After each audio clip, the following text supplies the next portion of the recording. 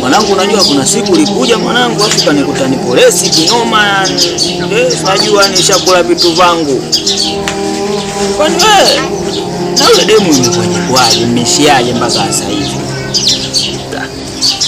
Demu jao, kakake jao, familia yao yote jao aisi. Sio kaka yake mwanangu njiani. Tuna kaka yake njiani anaanza kuniambia, sijui unamjua wewe ndio Faimu, wewe unamjua Zulfa. Mimba ya nani? Sio kama mambo hapo, mimi kwa nishapata kitu pale. Nikamletea mule. Sasa nilipata mtama huo ndugu yangu. Huyo ng'ombe.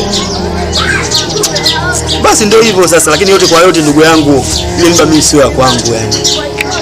Hadi mimba ile sema ni ya kwangu. Na hizo watu wakizima zetu kupata pesa ndugu yangu, kutumia mimi. Kwa kisingizio chao ni mimba. Mimi na kizazi wapi ndugu yangu? Tembea na mademu wangapi haja kupata mimba, pate mimba. Yeye nani?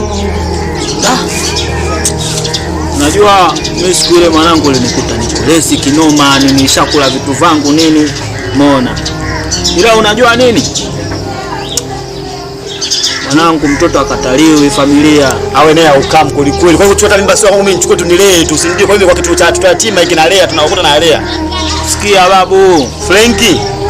Watoto wengine wanakuwa wanalista tabia kutoka kwa wazazi wao. Kama babake huko jambazi, kibaka babake, nije nilee uwezi, si ndio? Wewe naye una kusema, si ndio? Unajua kwa sisi au mimba yako kwa kulelea mtoto, si ndio? Nisikilize mdogo wangu. Tusikilize nini una kusema. Leo niko sawa, nisikilize nikwambie. Umeona? Ndio maana